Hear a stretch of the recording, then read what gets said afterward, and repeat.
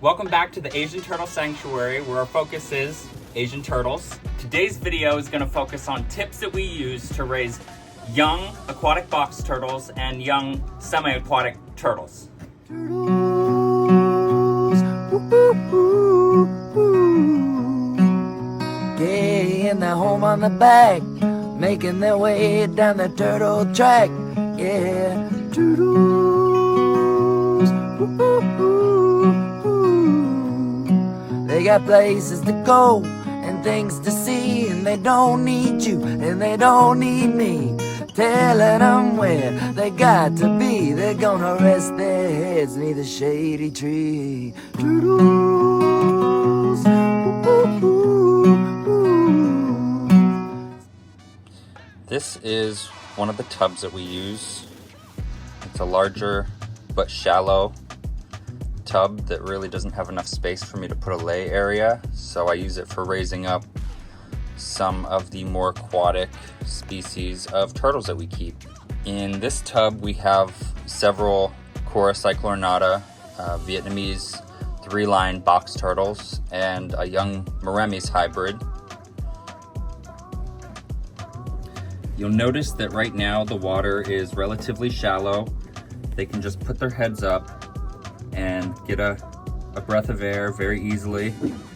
And that is just because I just did a water change and our water comes out relatively chilly, around the 50s. These animals can take that sort of low temperature, which really isn't even that low, but they don't have a problem with it. It's just that as they get cooler, they get slower and clumsier, and we want them to be able to come up to the surface and get a breath easily, because risk of drowning is a very real thing for these guys. So we want to avoid that.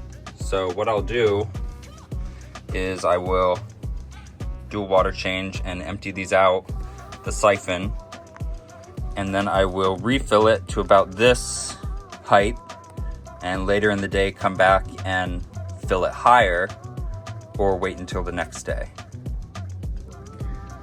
Some of you watching are going to say you should not keep these young Cora or Maremmes together because they're going to nip each other's tails. And I'm going to explain why that is not the case, the way that we keep some of our younger animals. You can see these guys don't have any nip tails at all.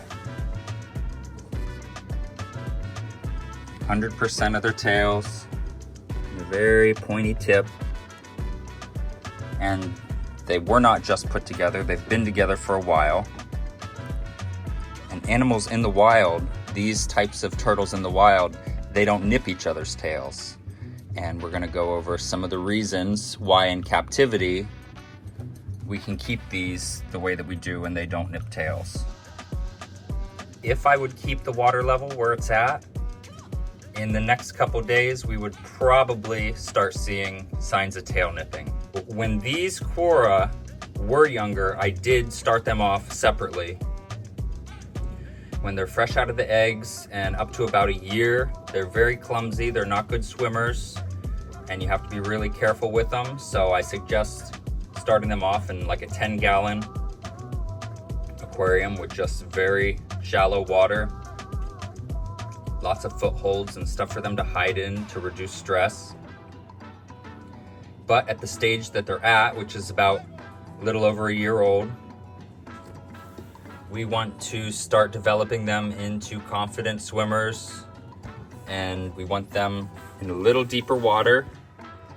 We want to start getting these guys to use their brains and thinking about their habitat in a multi-dimensional way instead of just a flat, plain, very shallow water where everything is at eye level.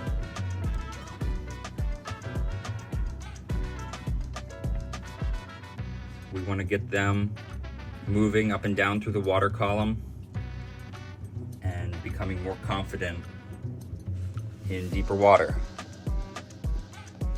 But you can't just raise the water level and expect everything to be okay, because these guys do not swim, as well as some other turtles like terrapins and some of the other sliders. These guys need a lot of footholds and easy access to getting a breath. So what you'll see here that I like to do is I like to use a combination of driftwood and floating cork bark, and offering a lot of different placement of different materials is really all around just really good for the animals. It lowers stress because these guys in nature, they do not want to be seen. They're very vulnerable at this stage, so you want to be able to create a lot of visual barriers between us, the keeper, and also these other turtles in here, because that's what we're trying to avoid is stress. That's the number one reason that these guys will start nipping tails, is when they're stressed. They're gonna pick on each other. They want that space, they want their own area, and they're gonna fight for it. But on the flip side, we want these guys to be able to cohabitate, because they're going to be used in breeding projects as they mature. So we want them to be comfortable with other turtles. So this just kind of fit together really well. I didn't even have to do anything, but just to give you guys an idea, this is a really nifty piece of driftwood, kind of like a tripod. And then this had this hole in it, and it fits together really well. So this gives these guys a lot of opportunities to hide.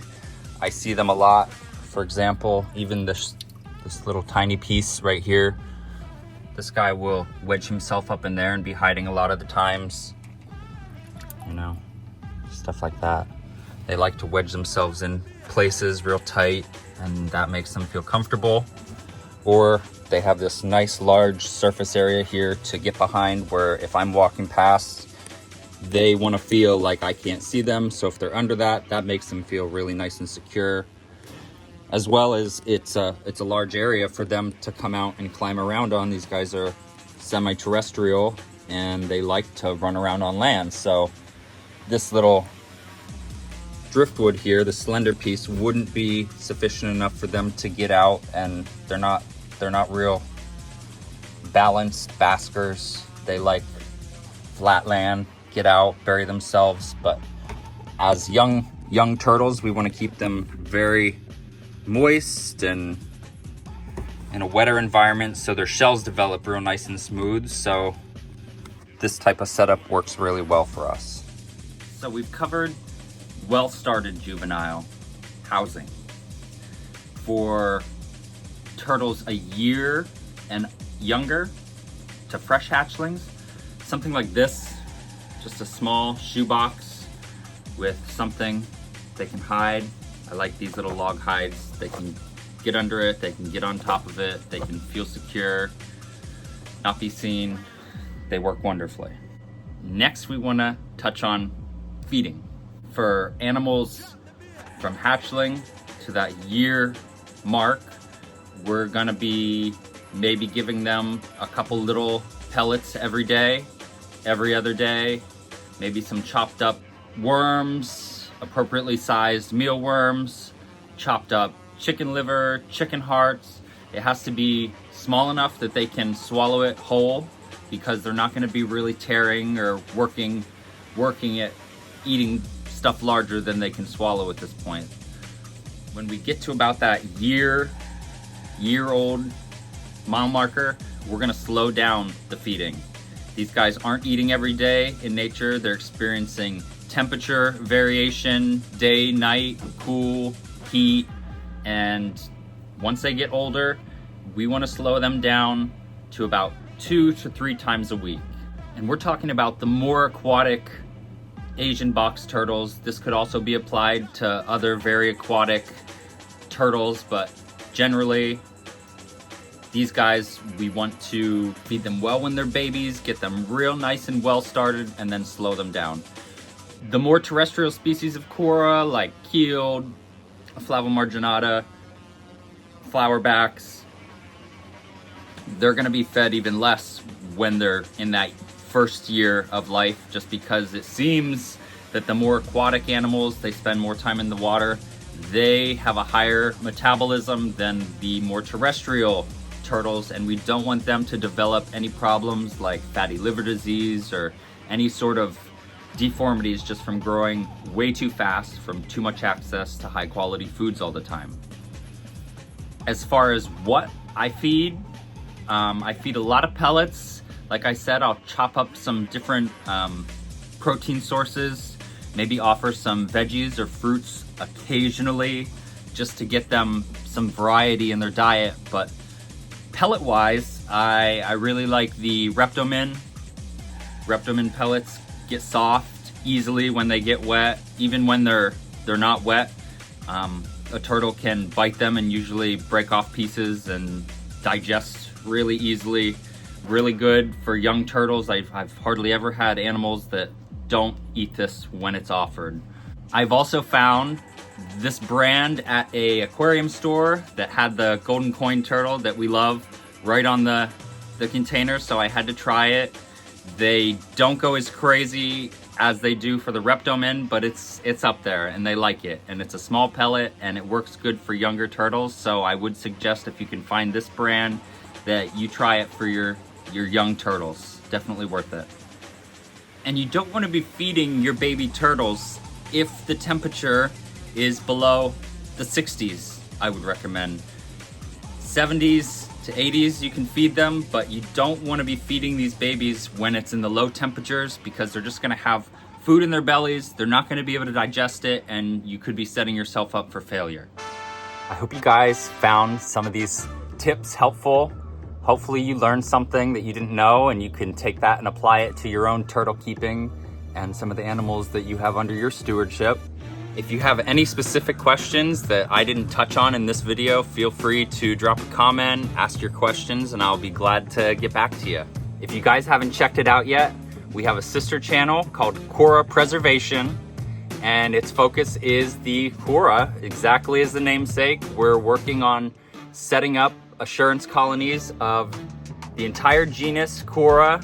Who knows if we'll be successful in that, but we're gonna just do the best that we can, and we're gonna work at helping the endangered genus Kura. So head on over, give that a like and subscribe, and stay tuned to both channels for updates. Thanks, guys. Some turtles live in the ocean, some turtles like to live on land. Every turtle likes to make a comfy nest and put its babies in the turtle sand. And turtles don't need a whole lot, they're pretty independent dudes. They need clean water, clean air, about the same things that we eat up here. Turtles, turtle time.